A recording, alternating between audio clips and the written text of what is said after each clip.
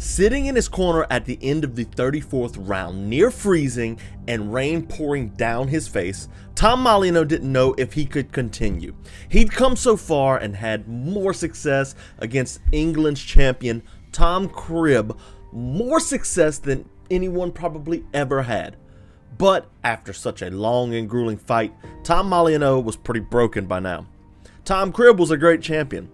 Losing to him wouldn't be so bad. For him to come as far as he did was a feat in itself. But Tom Molineaux's corner called for him to go out and do what he does best, win. Tom Molineaux picked himself up, a broken man, and fought the 35th straight round.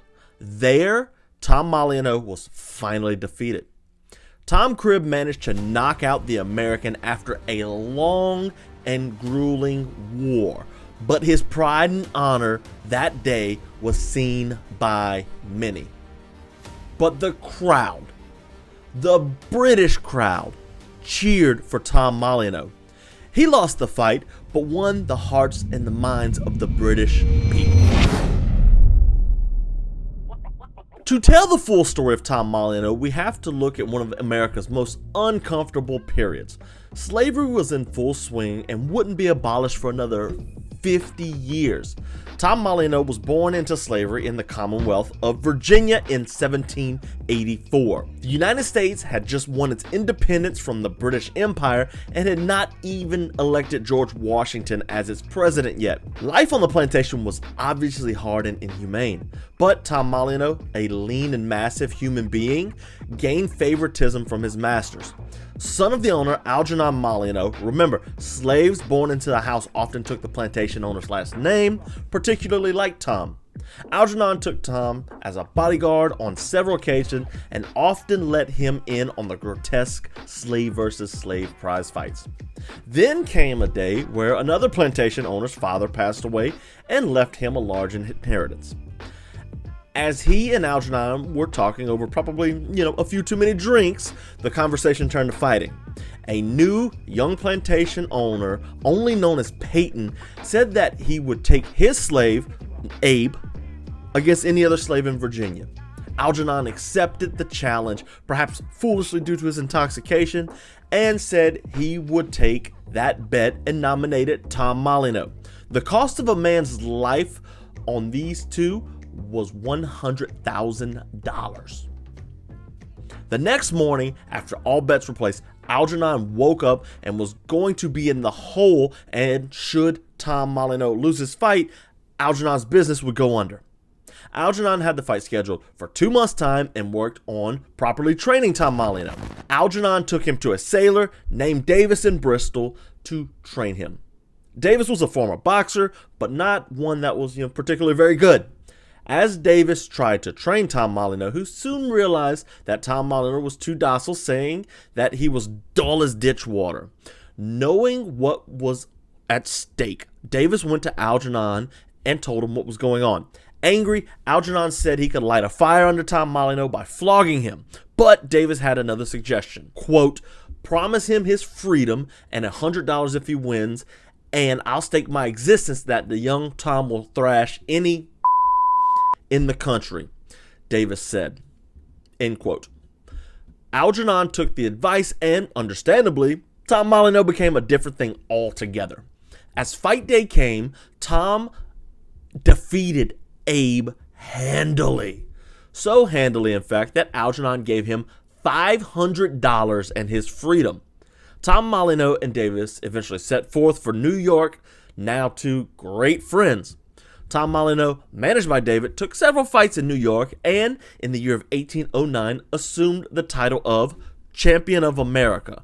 But money was not in prize fighting in America. He'd heard stories of Tom Cribb in the United Kingdom and wanted to move on to greener pastures after doing all he felt he could in the United States. He and Davis sadly parted ways here, with Tom Molineaux setting sail for Britain and with no money to his name. His goal? Defeat Tom Cribb. Across the pond, Tom Cribb was the new blood in the British boxing scene. In 1805, Cribb defeated George Maddox and then Tom Blake a month later. That's when he decided to become a professional boxer. Tom Cribb suffered an early loss to Pierce Egan, the man who coined the boxing euphemism, the sweet science. Tom Cribb would rebound against Jim Belcher, the English champ from 1800 to 1805. It was a 44-round slugfest, and Cribb managed to finally get the win. John Gully was the current champion, and he decided to retire. For the vacant English title, Tom Cribb and Bob Gregson in 1808 decided to fight to determine the new champion. Tom Cribb won in the 23rd round. He defended again against Jim Belcher in a rematch that was on top of the world as far as the English boxing scene was concerned. When Tom Molineaux made it to London in 1809, he found Bill Richmond, a British boxer who also fought his way out of slavery in America. Molineaux said he wanted to be the champ, but Richmond knew that was asking for the champ fighting an unknown fighter, and that wouldn't fly. He began to think about opponents for Tom Molineaux. He would eventually settle on Jack Burroughs and won that fight in only 65 minutes.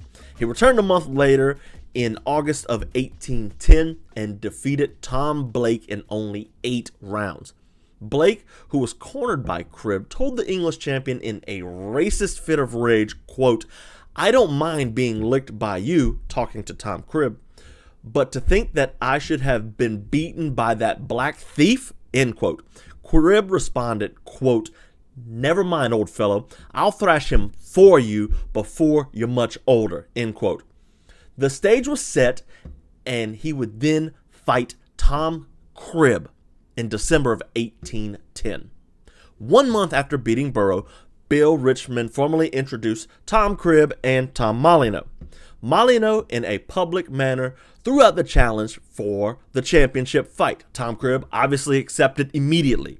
The fight was met with much interest by the public. A black man was making a bid for the championship of England. The day before the fight, we saw the inns packed to capacity and no rooms available for love nor money. On the morning of December 18th, 1810, Tom Cribb and Tom Molineaux were walking to the ring for the biggest prize fight in history. The weather was cold and bitter. Rain fell in torrents. But despite all of that, 5,000 people packed in to see the fight that would put Tom Molineaux on the map. The fight was so publicized that 4 ex-champions showed up to the fight: Dan Mendoza, John Jackson, Jim Belcher, and John Gully. "Time!" called the referee, and silence fell over the crowd. The 2 men approached each other and shook hands. The bloody bout for the champion of the world had begun. Now, the fight was obviously well chronicled. The first round and a half saw Tom Cribb and Tom Molineaux feeling each other out, with both fighters having an unwavering gaze of fire and flame. Tom Molineaux landed the first punch, a right to the midsection of the champion. Cribb, who was known to be slow, delivered 2 counters to the head and 1 to the body.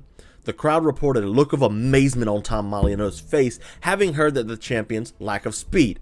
Molineaux had to become more cautious. Over the next few rounds, Tom Molineaux would deliver punches in a clubbing fashion, and Cribb would counter with speed and precision. Tom Molineaux lands heavy and cut the lip of Cribb in the second round. Tom Cribb responds instantly and landed up to and severely rocked Tom Molineaux. The bookmakers were calling odds in Cribb's favor 4-1. Seeing how tough Tom Molineaux was, Tom Cribb would fight to counter, retreating much of the time. 20 minutes go by and Cribb had no clear advantage. The crowd, the British crowd, started to turn and pull for the former American slave. As the rain poured, Tom Molineaux was freezing, an advantage for Cribb by all means. But the ferocity of Tom Molineaux was beginning to wear on Cribb. He would begin to fall to his knees round after round, and it looked as if Tom Molineaux was beginning to run away with this fight. Bill Richmond, Tom Molineaux's friend and advisor, began taking bets, calling out 4-1 on Molineaux, a turn on the initial odds. It was now round 28. Tom Cribb's face was disfigured and unrecognizable. Joe Ward, a spectator, would rush across the ring and accuse Bill Richmond of having 2 bullets in Molineaux's fist. Tom Cribb couldn't make it back across the ring in the allotted time, and as Ward shouted and raised hell, it bought Tom Cribb that time. Cribb came around and, with much controversy, was given extra time to prepare for the next round. Then, Tom Cribb, with the type of luck we see in fighting throughout the years, knocks down Tom Molineaux. The crowd shouted and Tom Cribb's name was on every spectator's lips. Molineaux was violently shivering in between rounds, and Cribb saw this and took this as his opportunity to pounce, knocking down Tom Molineaux again. The next round saw Tom Molineaux get in on the hips and threw Cribb to the ground hard. Remember, this isn't Queensberry rules. This is before that, where grappling was allowed. In this process, Molineaux's head hit the turnbuckle and he was in a bad way. We've seen many fighters die like this. Tom Molineaux told his corner that he could not continue, but he was urged to go on. The rain poured, the cold bit at the heart and mind of Molineaux. The next round comes around and Tom Molineaux couldn't lift his arms out of sheer exhaustion. A strike to the throat from Cribb sent Molineaux to the floor again. This time, Tom Molineaux would not get up. The crowd shouted at once, "Cribb wins!" and "Foul!" Molineaux, however, said he couldn't continue.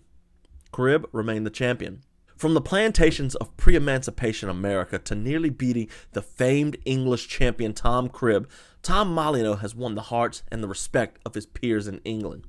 Now, the fight was met to much acclaim. 2 days after his fight, Bill Richmond took Tom Molineaux to the stock exchange, and there he was met with a massive ovation and 45 guineas, around $4,500 in today's money. But Tom Molineaux was determined to get back to Cribb and win what he felt was his. He took on William Rimmer in May of 1811, and that fight ended in 21 rounds. On September 28, 1811, Tom Molineaux and Cribb would rematch in Thistleton Gap in Rutland. This time, 15,000 people attended. Sadly, this time, Tom Cribb was prepared and trained under Captain Barclay, a member of the 23rd Regiment of Foot and the man who walked 1,000 miles in 1,000 hours for 1,000 guineas. Cribb was prepared and beat Molineaux for a while before breaking his jaw and knocking him out in only 11 rounds. Tom Molineaux fought 4 bouts after the rematch with Tom Cribb. He beat Jack Carter in 25 rounds and used his fame to go around the country sparring in exhibition bouts. He then fought Abraham Denton in 1813, then William Fuller in Scotland in 1814, and finally he lost his last bout to George Cooper in 1815. Tom Molineaux would then fall on hard times. He would enter Cornish wrestling tournaments and looked to find that former glory. His last fight with Cooper in 1815, but he did spar many exhibitions. While traveling to Scotland, Molineaux suffered from tuberculosis. He then found himself in debtor's prison and developed a problem with alcohol. While he was retired, Tom Molineaux moved to Ireland and continued to box, but this time for drinks. Eventually, he was found by someone who once knew him in his final days and stated that he looked like a walking skeleton. He would die of liver failure in 1818 at 35 years old. As for Tom Cribb, he would remain the champion of England for 11 more years. With the wars he'd overcome with Gregson, Belcher, and Molineaux, he would receive no more challenges to his title. He retired from boxing in 1822. After his retirement, Cribb became a part-time boxing trainer and a coal merchant. In 1848, Tom Cribb passed away at the age of 66. While Tom Cribb was immortalized in English history, Tom Molineaux's story sort of got lost in the passing of time. His legacy largely lived on to prop up Tom Cribb, but it's Tom Molineaux's story that is probably a bit more inspiring. He fought much harder battles than Tom Cribb. He fought his way through slavery, overcame that, moved to a strange new land where he was not welcome, and punched his way to the heart of that community. While he was alive and campaigning for his fight with Tom Cribb, Tom Molineaux went around saying that he was the champion of America. While he probably did fight some great fighters during his time in New York, Being the champion of America wasn't about being the best bare-knuckle boxer in a newly minted country. He may or may not have been known, but being the champion of America means that he conquered America. He was born in the flames of racism. He looked the demon in the eyes and punched him square in the nose. He did not stop punching until he ascended from that hell, from slavery, until the flames of oppression no longer licked the soles of his feet. His life may have ended tragically, becoming a broken man whose body had given up after a lifetime of fighting, but his story became legendary, one that would endure generations. History is written by the winners. Sometimes the ugliest of the winners is written out, but the true legends, those against the grain of the winner society, persist through the cover-ups. Their stories are never the first told, but their stories are tucked away, hidden in the books, with the stories recorded and stuck at the back of a bookshelf. It was Tom Molineaux who conquered America.